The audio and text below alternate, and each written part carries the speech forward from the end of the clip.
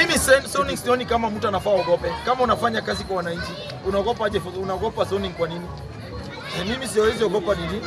Wale wanaogopa zoning ni watu wafanyi kazi, wanataka wakuje wachore mahali, wafanye ukarabati, wapewe tickets kwa especially Nyanza huko ili wapite. My friend, this time round nataka niwaambie hao viongozi wetu. Iluo Nyanza iko mtu ameongoza 20 years, iko wale wameenda 15 years. Mpaka wakakuwa na kilingine ya kwamba hao ndio wanaweza ongoza, kuna mama wengine wanazaa uongozi. Na kuuliza, John Mbadi aliingia na kina group ya kina Kones, akina Lona Laboso, akina Franklin Bet, wakina Henry Kosgei. Wakina Henry hata tumesasa hao wakina Henry Kosgei.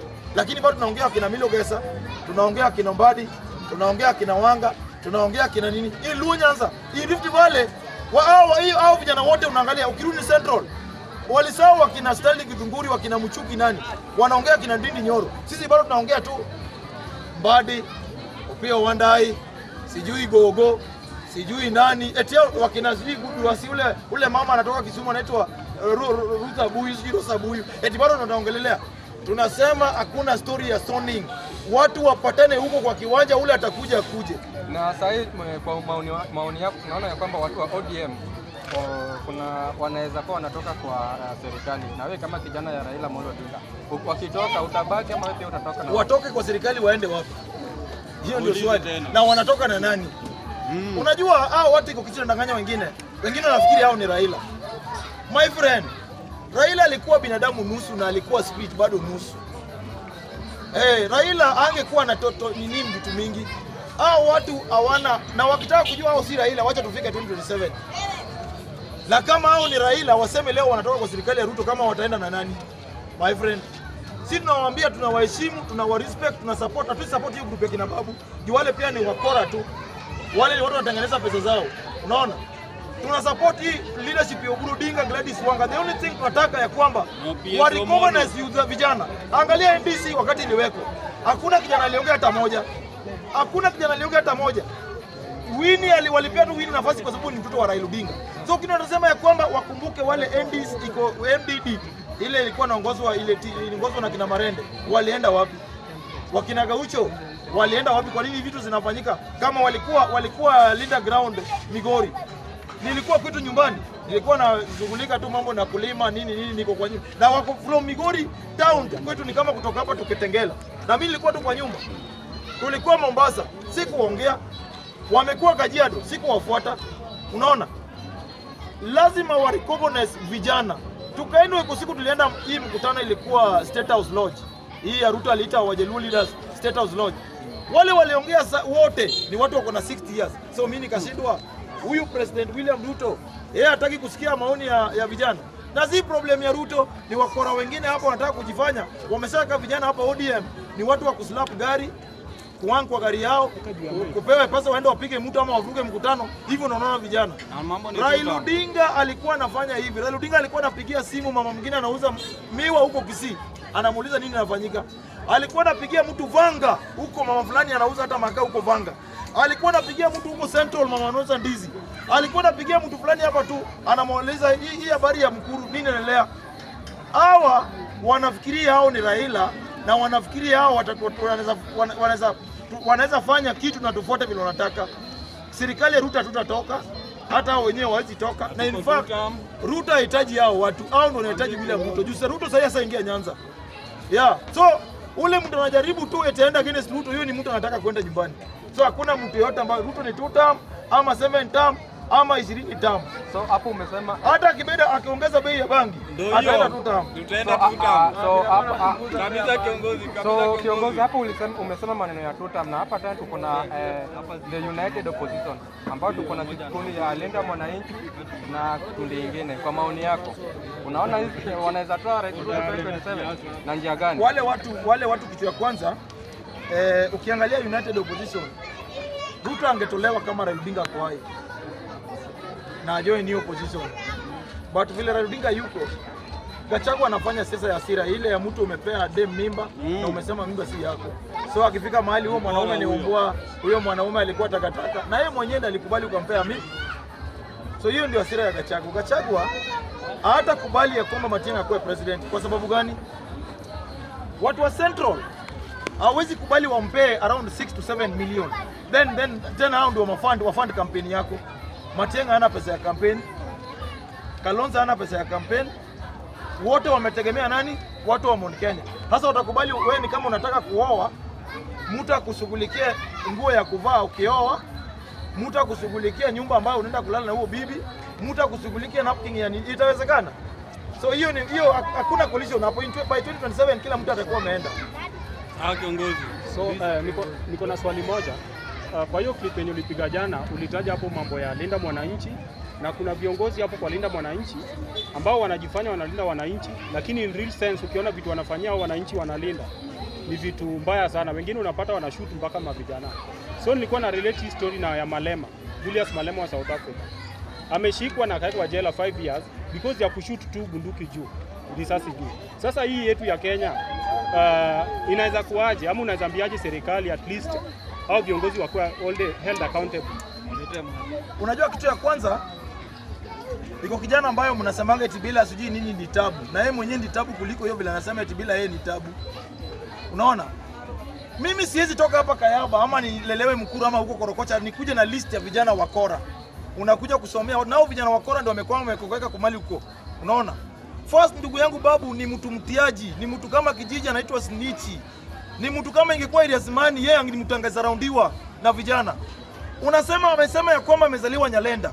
Alafu unaenda parliament unaenda na list ya vijana ambao mama wao wana uwezo. Au zile vitu wanafanya wafanyi kwa sababu unapenda. Tunasema kijana fulani kutoka nani anaitwa nani anafaa DCI wamshike, na mpaka kasaenda parliament ya kwamba wanataka ya kwamba eti government wa deal nao vijana once and for all.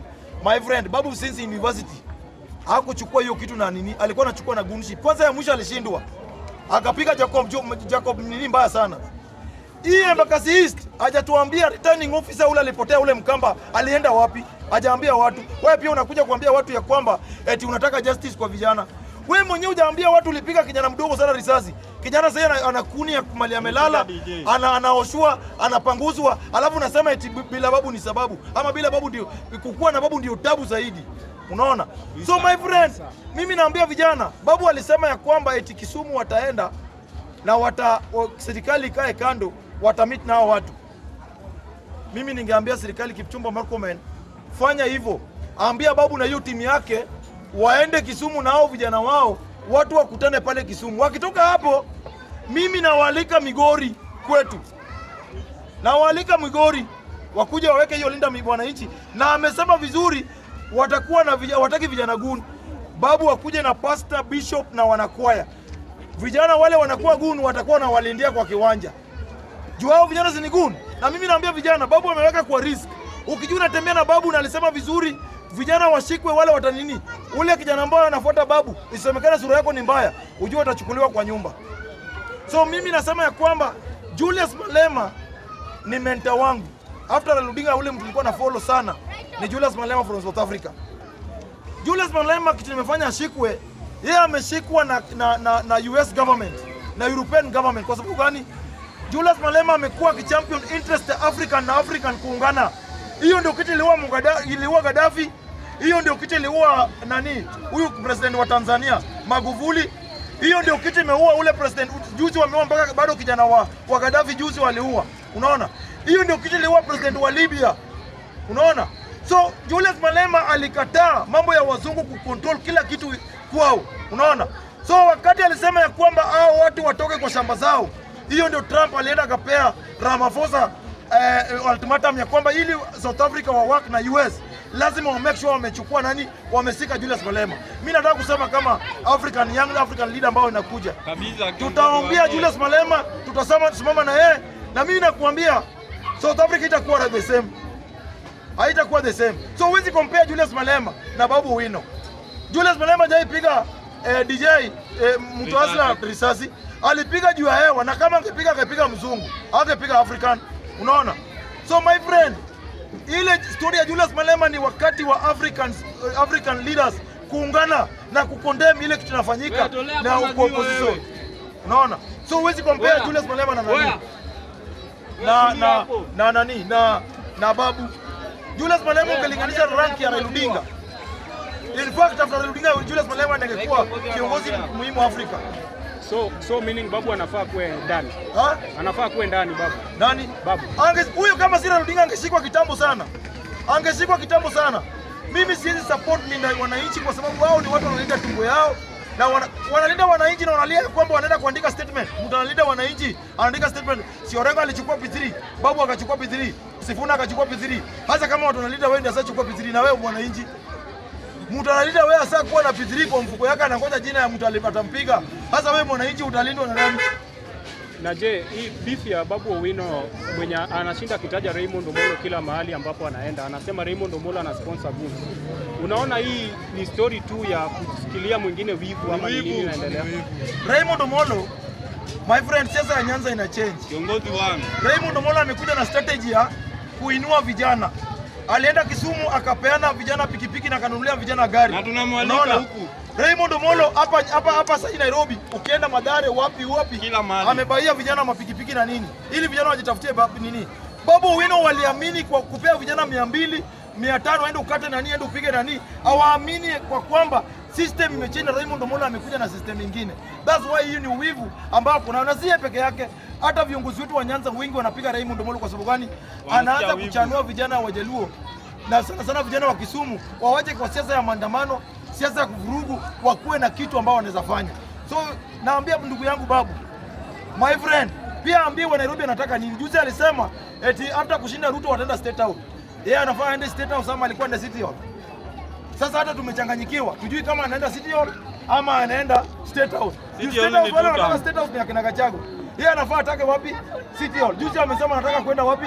State House. So Babu mtu mmoja anataka kingpin, anataka party leader, anataka kwenda State House, anataka governor, anataka MP mpaka assist, anataka ile mzee wa Jaluo ile ndio udungu randa, anataka bado hiyo kiti yake mtu mmoja. Hayo kirudi kwa masomo, Babu ako na degree, ako na masters, ako na nini. Yeye amesoma kwa urefu, yeye ni mrefu kuliko kila mtu. My friend, watu wajui Babu. Mimi Babu alikuwa rafiki yangu. Mimi najua Babu kuliko kila mtu. Kama angepata mimi nilisoma na university, Babu angenimaliza mapema. Ni vile mimi niligrow ghetto na mimi ni ghetto. Na bado narudia, Babu aombe Mungu, mimi si MP na yeye. Aombe Mungu kabisa na tunaalika Raymond.